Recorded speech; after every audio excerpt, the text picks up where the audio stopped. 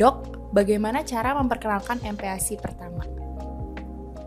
Baik, MPASI merupakan makanan tambahan yang diberikan kepada bayi selain ASI. Ketika ASI saja tidak dapat mencukupi kebutuhan nutrisi anak untuk tumbuh kembang optimal. Selain memenuhi kebutuhan nutrisi bayi demi tumbuh kembang optimal, pemberian MPASI juga bertujuan untuk melatih kemampuan bayi, makan bayi, baik kemampuan mengunyah dan menelan, maupun kemampuan bayi menerima berbagai rasa dan tekstur makanan. Pemberian MPASI juga harus merupakan proses memperkenalkan makanan dengan variasi tekstur rasa dan aroma yang meningkat sampai tetap menyusui. Berikut ini adalah langkah-langkah yang dapat dilakukan untuk memperkenalkan MPASI pertama pada bayi. Yang pertama, MPASI dapat diberikan sejak berusia 6 bulan, di mana sistem pencernaannya sudah siap mengolah dan mencerna makanan padat. Kemudian sudah ada tanda-tanda kesiapan bayi untuk menerima makanan seperti sudah bisa duduk dan menahan kepala secara tegak, menunjukkan ketertarikan pada makanan dengan mencoba meraih makanan yang ada di depannya, refleks menunjukkan lidah dan refleks muntah sudah mulai berkurang, dan tetap menunjukkan rasa lapar seperti gelisah dan tidak tenang walaupun sudah diberikan ASI secara rutin.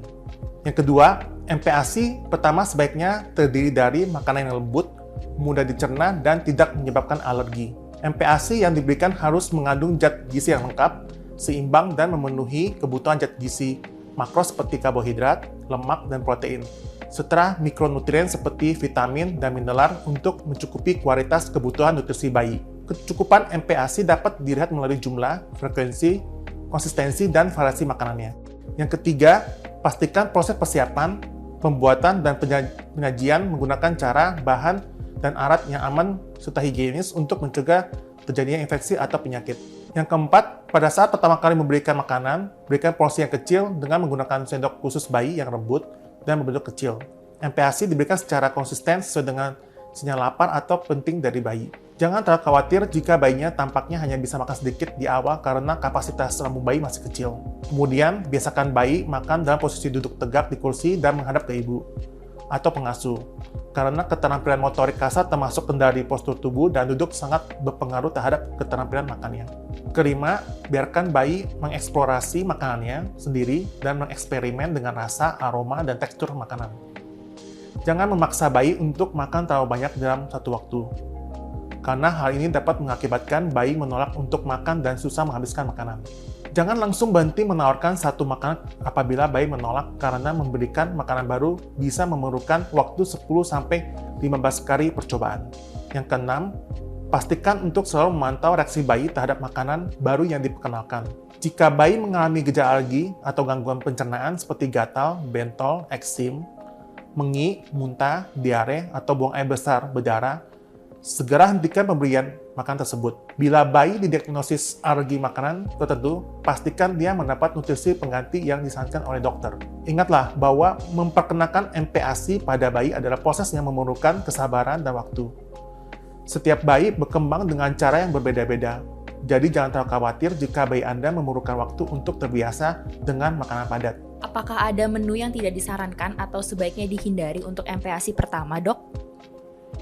Baik, MPASI pertama sangat penting bagi bayi karena memberikan nutrisi tambahan selain ASI dan membantu bayi mengembangkan keterampilan mengunyah dan menelan makanan padat. Namun, tidak semua makanan aman untuk bayi pada saat MPASI pertama. Berikut ini adalah beberapa jenis makanan yang sebaiknya dihindari pada saat MPASI pertama. Makanan yang dapat menyebabkan bayi tersedak. Hari ini dapat dihindari dengan cara: yang pertama, MPASI dimasak hingga cukup lunak. Yang kedua, makanan lunak dipotong hingga menjadi potongan kecil atau tipis, agar lebih mudah dikunyah dan ditelan. Yang ketiga, tulang dari ayam dan daging serta duri dari ikan harus dibuang sebelum diberikan ke bayi. Yang keempat, biji buah-buahan dibuang dan buah dipotong menjadi bagian yang lebih kecil baru diberikan kepada bayi. Yang kelima, buah dan sayuran mentah dan keras seperti wortel dan apel dipotong kecil-kecil atau kukus terlebih dahulu sebelum diberikan. Makanan bukan kecil, keras, dan bulat seperti kacang-kacangan dan biji-bijian seperti kacang tanah, kacang mede, biji bunga matahari, dan biji-bijian yang dapat menyebabkan tersedak dan alergi pada bayi yang masih belum terbiasa mengunyah. Wortel, sawi, bayam, bit, dan lobak pada bayi berusia kurang dari 6 bulan. Karena kandungan nitrit yang tinggi dalam sayuran ini dapat menyebabkan kelainan darah akibat kelebihan methemoglobin dengan gejala sesak, lemas, hingga kejang, dan penurunan kesadaran. Terlalu mentah atau setengah matang Ini juga termasuk makanan yang mengandung telur setengah matang, seperti homemade mayonnaise, tiramisu, dan lainnya.